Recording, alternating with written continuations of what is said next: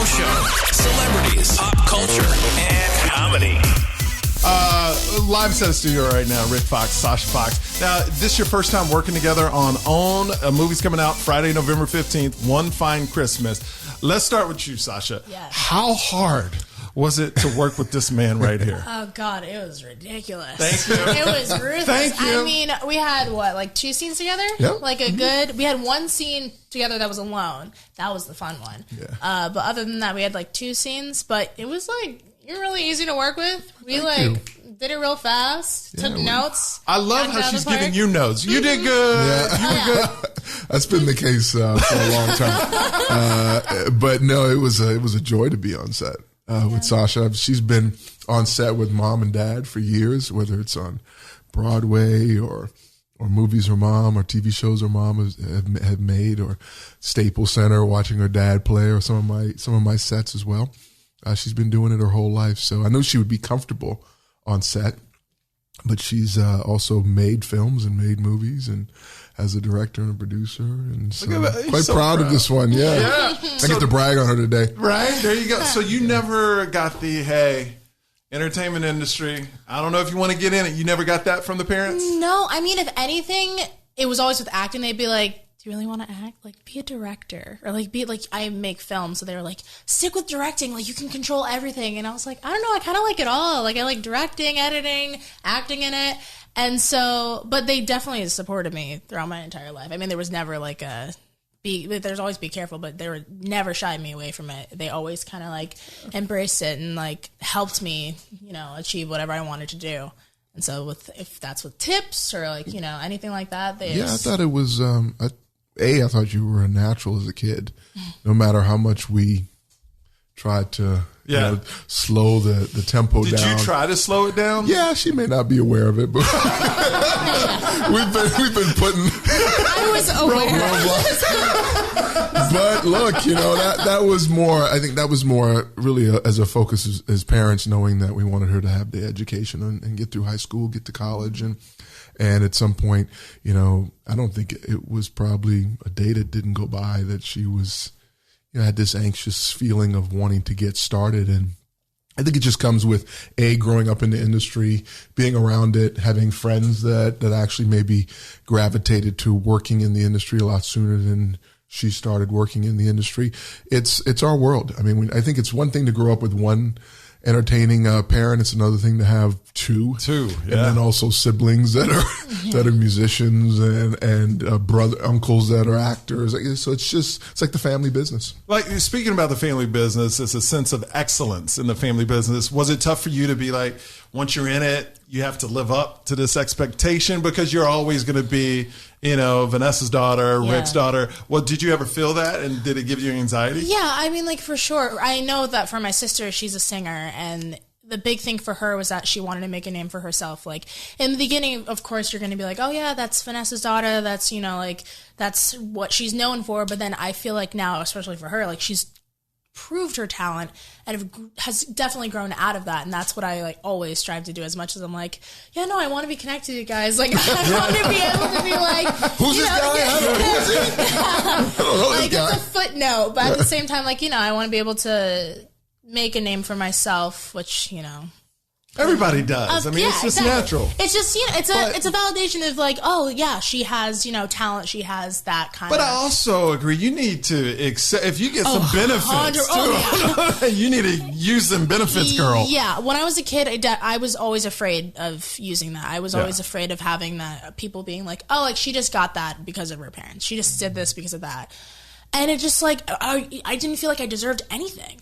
And this was actually the first time that with this role, I was oh my God, was it? And then I was no, the casting director genuinely was impressed in what I did. And I kind of had that validation of oh wow, we got something here. This isn't just something that I'm connected to. This is, it helps, definitely helps, but it's much more than that. As a parent, it's so hard to see in your kid the talent and share it and have them believe it.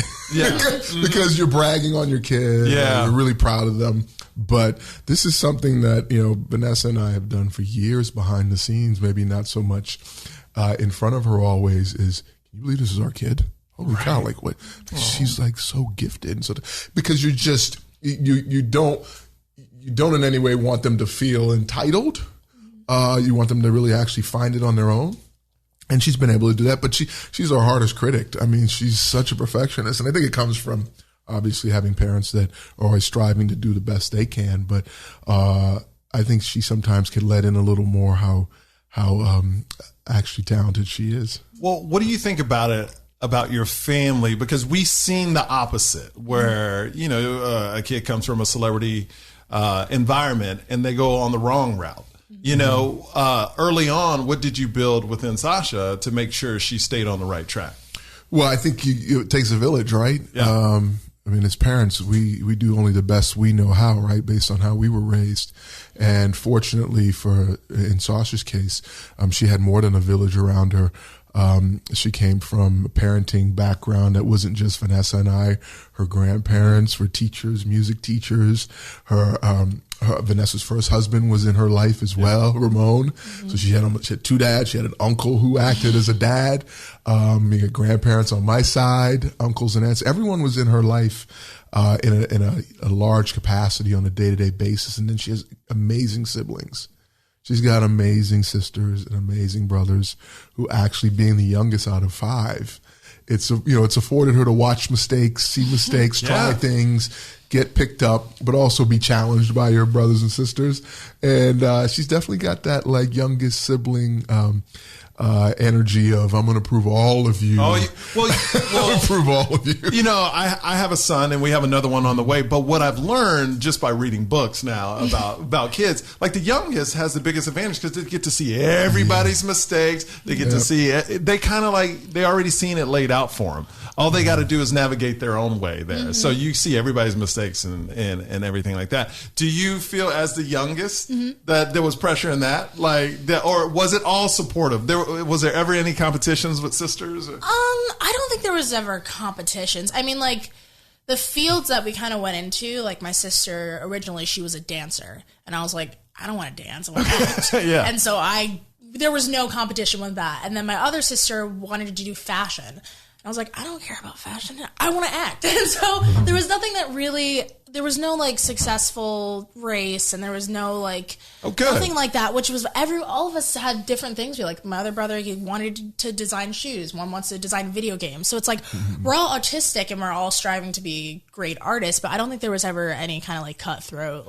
How old were you when your father was in the NBA? 1. So you don't remember all these championships? None of it. Wow. Does he reminisce to you? He's like, oh, you should have seen me on the court. LeBron James. I can recall, Sasha grew up, Sasha was born during the Portland Trail Blazers series in the first championship. And I recall Game 7, we beat the Trailblazers coming back from a 15-point deficit here in Staples Center, the first year of Staples Center. And Sasha was born literally during that playoff run, starting at the beginning of the Sacramento Kings series. I went before Game 3. She was born, I flew back and played the game, and I didn't see her again till the night after Game 7. So how long is that? About a month and a half. Wow. Yeah. So you saw her born. I saw her born for a month and a half. Then it was, Phil Jackson gave me those looks every time I had the idea that I would fly back to see my daughter. No.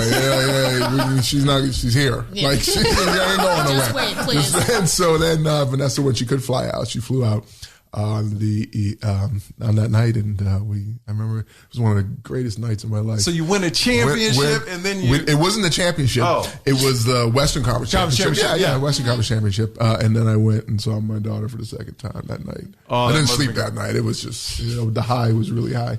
Yeah. But she grew up, sitting in section 110 against the wall.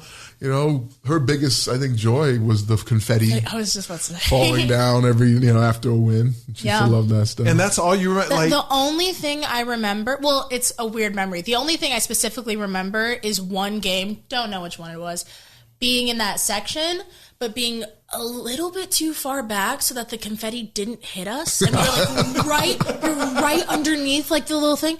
And I remember being like, are you kidding me? I sat through, I'm 4 years old. I was like, I just sat through all this screaming for nothing. I didn't get anything else. I was like, for nothing at all. I was mad. That's the only memory I have. Confetti is supposed to hit me. The confetti was supposed to hit, and it didn't. Wow. Yeah. That same energy there was, I think, the energy that always, I think for Vanessa and I, that we always thought, this kid's going to be okay in the world. Yeah.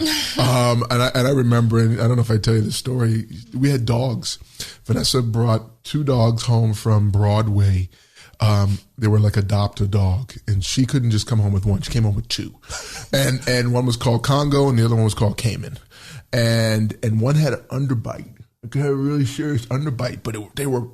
And I said to Vanessa, I said, are these pit bull? Because one, they got like a little pit bull look in the face, right? Yeah. And V loves dogs. I mean, love Great Danes, always animals around the house.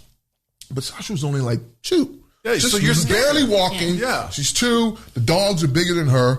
And the dogs started like getting really aggressive around the house. And I'll never forget this. It was the dogs. I was concerned because it was a thing with Vanessa. And I was like, hey, these dogs need to be outside. They can't be in the house. And sure enough, one day Sasha came in the kitchen out of her room. You know, I think you were even like had a diaper on or something. You were just very young, and in comes the dogs, and they started bumping into her, and I was like, hey, you know. And Sasha grabbed the dog by the collar and just started pulling the dog. And I said, B. Took the dog to the door and like pulled him out. And I just went, okay, I think she's gonna be okay. She's gonna be fine. She's gonna be okay in the Those world. dogs are so annoying. So hyper all the time. So I wasn't afraid. They didn't last very long. They started chasing cars and trying to bite tires of the FedEx guy. That's not normal. Yeah, you're like, just give it to someone else. She had vision before you did. You're like, let's get rid of these. Yeah. Before we jump into the movie, I do want to know, how's it feel, winning the NBA championship 3 times and now looking at basketball today? Different era. Definitely a different era of basketball. We had great success, obviously great teams with the Lakers. The lull that's been here in LA now, it seems to be coming maybe to an end. This group of players with LeBron and Anthony Davis are definitely talented enough. Now, we were talking about this, can they stay healthy, right? Yeah. Health is a huge part in today's game. It takes a lot of, obviously, talent and fortune to make it through a season and win an NBA championship. The thing that probably derails most teams today, I'm seeing, is this health issue, right? The load management, the inability to play back-to-back games. They make them a little more brittle than they used to. Oh yeah, y'all played back-to-back games. It didn't matter. But we didn't try to manage our health. We had an expectation that pain and injuries were part of our job. And so you played through it. I don't know how wise it was to play through it, but we did it. How would you have done in the game today? Your style of play? I probably would have played a little longer. Style of play, that's a good question. I didn't shoot the ball from the range that these players shoot it from now. I mean, I was a 3-point shooter. I could always defend. And in today's game, the pace of the game is quicker. And I remember as I got older having to come to camp like every year lighter. So I mean, at one point I played in the league at like 250. And then by the time I was, coming to the end of my career, I was like 225. Just to try and keep up with the youth. And so when I watch them today and I go to a game, the speed of the game just seems a lot faster than I played at. So I don't know if I'd have the athleticism, honestly, to keep up for 35 minutes of how they're moving today. What's interesting, LeBron James today is a big player, but back then he would have been a normal size guy. Yeah. I mean, he is the monster right now. If you were watching Space Jam, he's a monster. And everyone else seems to be a lot more limber and agile and leaner and longer. There was an era that I came from. The reason the game slowed down is because we would beat you up. Yeah. We literally would physically, especially when you played Detroit, and you can't touch anybody now. Yeah. You literally can't. You put a body on somebody, you check somebody, they'll throw you out. Flagrant 2, go home for 6 games. So it's just a different era. Game has changed. All right, let's talk about the movie One Fine Christmas. What's it about? What can people expect in this movie? Well, Easter's a very exciting time of year. We love Easter. We love Easter. Right, but this is not an Easter movie. This is Christmas. This is a holiday, and what we've been blessed to do is not only celebrated for years together as a family, now we get to work together and tell a Christmas story about family and those neighbors and the world here at One Fine Christmas is centered around a number of characters that obviously find gratitude in each other and find a way home during the holidays to celebrate each other and give thanks. And that's something I think that's always the toughest thing to do, right, is actually slow down in life. Even amidst the holidays, and my character and enjoy Roger, it, really enjoy it. Yeah, family. really enjoy each other and really stop and listen and take time to be grateful for each other. Is I think a huge message in this movie. Something that we try to do all the time, regardless of where we're at. Our family's huge and we spread out all over the place, but finding that reason to come together and recharge and reconnect. Who do you play in the movie? Roger. I play a businessman that's actually on the road during the holidays. And her mom, Haley's mom, Susan, is one of those workaholics that really, as a mom that's always constantly going, and I think you can get into that ritual, especially when you're providing for a family, and she is even looking past my interest in just getting her to be okay with not having to have everything completed by the time for me to leave town and head back to the New York coast. And I kind of invite myself a little bit to the family dinner. All right, which is not going to end up well. She catches my my inquiry with it. And, yeah. And we get to share a little bit of the holidays together, and I get to meet this lovely daughter of hers. And so you play the daughter? Yeah, I play the daughter. Haley, she's a college kid coming home for the holidays, and she just realizes that, her family situation and just everyone around her is kind of like drifted down their holiday spirits. And she's like, what's going on? Let's not do that. It's Christmas. Let's bring it back up. And so they just, with help, she tries to bring that kind of family dynamic back and kind of mold everyone together. It's interesting right now how big Christmas movies, like the last 3 or 4 years, they're huge. Why do you think it is? I think, there's a feeling to holiday that is undeniable. There's a joy, there's a celebration. And when it comes to, for me, when it comes to the holiday season at large, we were usually, in my era growing up, we were usually just kind of fed one or two, either Scrooge or the holiday. It's just like going to It's a Wonderful Life or Scrooge. Right. And I think just in general, this season, there's so many different amazing stories that can pop out of just this time of year in general. So I think Hollywood's done a good job. Owners now has 3 movies of their own to celebrate this time of year, and I think it's a feel good. It's people want these warm, heartfelt stories at this time. I just feel the world is like, once you walk outside, everybody's like always screaming at each other. Yeah. And this is a place, at least for the holidays, everybody can come together. And when it's all said and done, it's about family at the end. And I think that's what brings so much joy. And that's family. Yes. Yes. But it's about, I think it's about that togetherness. Do you remember any family traditions for Christmas? Was there a dish somebody cooked that you look forward to, or something the family did always? I mean, like the traditional one is obviously going back to New York, like the hometown, and having going to Christmas service, Christmas Mass at night, and then having a big turkey and like mashed potatoes and mac and cheese and like the correct mac and cheese to add. But I just like really just spending time with the family in New York in the house, like around the Christmas tree, around the dinner table, living room. Christmas tree. I'm going to tell on this one. What? Yeah. Oh no. So another little insight into Sasha Fox. We'd always Christmas tree hunt, and it's a holiday family tradition. And Sasha, at a very young age, probably about 3 years old, decided that she needed her own Christmas tree. And with her own presents under her own Christmas tree. So for about a good 5 years, what maybe. Can I say? I knew what I wanted. Yes, for a good 5 years, there was the Christmas tree, and there was Sasha's Christmas tree. And I'm telling you. There was the Christmas trees in the living room, and then you walk outside the living room in the entrance by the side, my own, separate corner. And that was a must. You had to have that. I don't even know how it started. You demanded it. That's how it started. I kind of was just like, I want my own. Yeah. And then it just turned into a trend and a tradition. Yeah. And then when it stopped, I was sad. Yeah. That's when I truly... Well, it was also...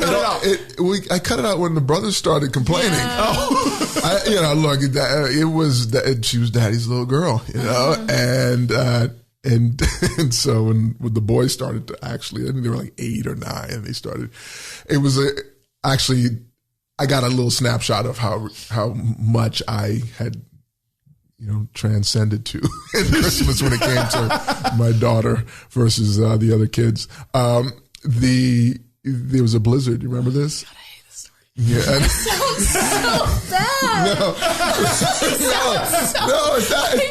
It's not bad. It's great. It's great. No, it's not you, Sasha. It was your dad. Okay. So Sasha would make a Christmas list, and everyone would make a Christmas list. Is what you do, right? And the boys, their Christmas list would be a page long, and Sasha would have like a book, right? But she would go to the levels of exactly like, for example, she wanted a Titanic. Oh my God. She loved the Titanic, so she wanted a model of the Titanic. Real quick, strange obsession. When I was a kid, I think it was the movie, and I think it was Leonardo DiCaprio. Well, but I was like, met him, so I was like, the Titanic he's real. Is crazy. Yeah, everything's real. I was like, oh my God, and so that just explains that short. You just don't want the random Titanic out there. No, I mean, like the historical events. Like the 6-foot version in I can't remember the magazine that she found, like but it remote was controlled, could put in your bath. Like you could, weird. it was like so weird. But she was all about it, and so I couldn't find a Titanic, but on all the other lists where there was enough things I knew to get them off the internet, and so I started ordering. But there was a blizzard, and so the scheduling of the packages arriving should have come over the course of a week or whatever, right? But it got backed up for some reason because it was bad weather over the week leading up to the Christmas, and on Christmas Eve, the FedEx guy finally got through. And the boys heard the knock at the door, and they went down and they saw all these packages coming, right? So they got excited. But I think if there was maybe 40 packages, probably 30 of them were for her. And so when they had to go under the tree, they always went. She was bad enough. She already had her own tree. It was like this. And I went, man, that kind of miscalculated. And I said, hey, your list was, I did what was on the list. There you go. So anyway, she got kind of like a little heat from her brothers for a while, and they still kind of razz her a little bit. But it wasn't her fault. She made a Christmas list. I should have monitored it. I should have stopped at page 1, not page 4. So like I said, we're about to have a second child. We don't know if it's a boy or girl. We're gonna wait. But all my friends are like, oh, they're daddy's girl. If it's a girl, like there is a special bond that you don't get with. I mean, you love your sons, but it's different with a girl. Is that true? Yeah, I would say it is. Yeah, I mean, that's been the case. I mean, I've been accused of favoritism, flat out. I don't see it that way, but my boys to me are like, pat him on the head, hit him on the butt. Go out there. You can do it. Attack the day. You protect your daughters. You protect them. Did you always feel that growing up? Yeah, for sure. I mean, we've been so chill. Just we've always had a good bond, good relationship. Like I'm very honest with him. A little too honest sometimes. I talk to him like a friend. I'm like, Dad, I need advice. No, it's great. Give me the truth. No, I meant too honest about my style. Do you not like his style? What does he wear that you don't like? Today, looking fresh. I think looks very good today. It's just there are times where I overkill. Will you wear a belt and tuck in the shirt type of thing? Or? No, I don't. I'm not a very minimalistic person when it comes to if I find something I like. So if this is a brand and I like this brand, I'll wear it here. I'll wear it here. I'll wear it in my socks. And so I don't have. I don't have the style that she's. I'll the be taste that like, she Dad, has. you're allowed to wear one of those items. You can't wear all 4. That's way too much. Yeah. That's too much orange for your entire outfit. I'm like, can we tone it down? Tone it down a little please? bit. Yeah. Well, did you dress him today? Did you make sure? Actually, I didn't. Okay. No, just he pulled did this this on off on him. myself. You did it by yourself? Well, actually, if I'm honest with myself, I went to the U.S. Open and Ralph Lauren dressed me. Oh. And so now it's like like a granimal. I just kind of like just put on what he put. Well, he did good. He did good. Okay, put it back on. Yeah. He did great. He did. I like that. You walked in, I was like, this is a nice outfit right there. Yeah, right? Now, before I let you leave, Rick, like when you were playing basketball and transitioned into acting, there weren't many athletes that were doing that. Like there was a couple. I think Jordan made that movie, but it wasn't as big as it is today. No, but what I've been most impressed with today's athletes is that they really are not only some of them aspiring to maybe be on the camera, in front of the camera. They're actually behind the camera in a very strategic fashion, or figuring out how to have production companies, entertainment based relationships with Hollywood. So life after basketball, they're using their brands and their money wisely to create businesses for themselves after. I think The Rock's done a great job. I'm a huge Rock fan. What he's done from, coming from the wrestling world, and then $7 and the production stuff that he does on camera and behind the camera. LeBron's done an amazing job with his Stony Brook or Springbrook, I think. I can't remember the name of it. But his team has constantly, I think, continued to grow their footprint here at home in LA. And then there's so many other guys. I mean, the list is long now. I'm a huge fan of a lot of these guys because I feel like the era I came from only thought of how to break into Hollywood on camera, right? Yeah. And this generation is looking at is why you always hear me say, like, she's in school for film and television right now, and I say, look, if you have the knowledge and the know-how to make content, whether it's produce it, direct it, write it, shoot it, all that stuff, you can put yourself in whatever you want to put yourself in. Content is king. And so as a musician and an actress and model, and she's doing it all. But I love that she's in school now, getting the framework of how to. So this question for both of you: if you could act in a scene with anybody alive, who would you want to be in that scene? For me, Sidney Poitier. Okay. Why? He's from the Bahamas. So he's a Bahamian like myself. Yeah. And, I've had a few opportunities to, spend some time with Sidney, and I know he's not acting anymore, but that's always been a dream that at some point connect the dots between he as an actor from the Bahamas and a Bahamian, and growing up driving over his bridge and in the Bahamas for years, and then really trying to walk the path that he, if it wasn't for his blueprint, as a small kid from the Bahamas, I wouldn't think it was possible.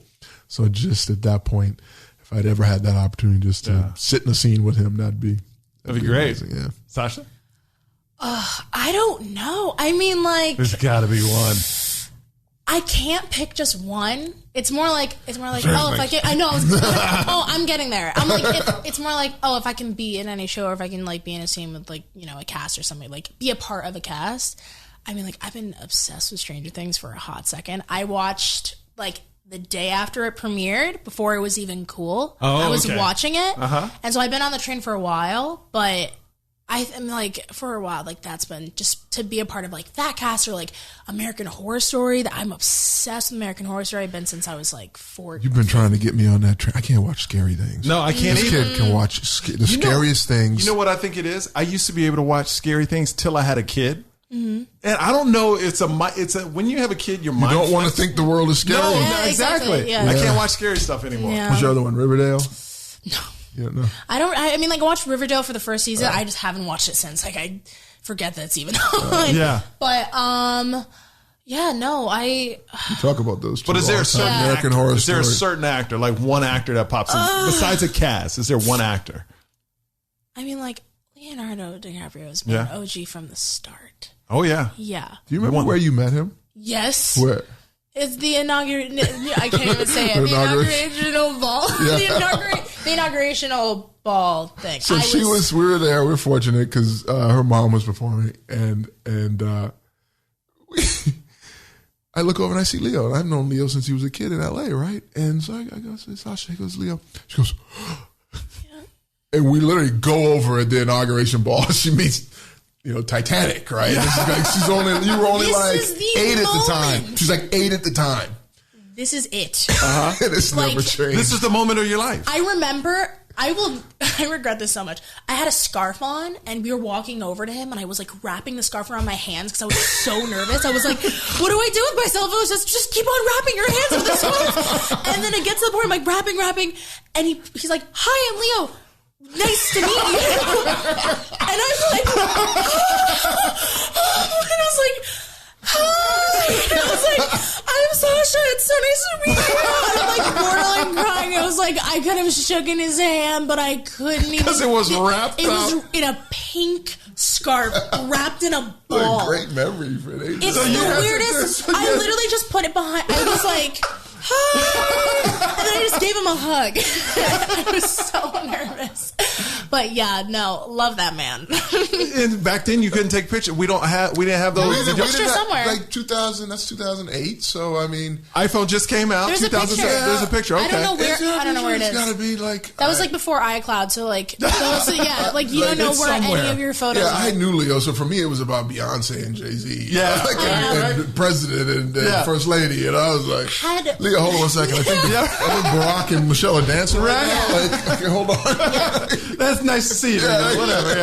Yeah, I didn't even. I remember my brothers were like, "Oh my god!" I was 8, so I apologized, but they were like, "Oh my god, it's Beyonce." I was like, "Huh?" Yeah. I was like, "What? Okay, let's take a picture." Exactly. I was like, "Jay, what? Jay-Z?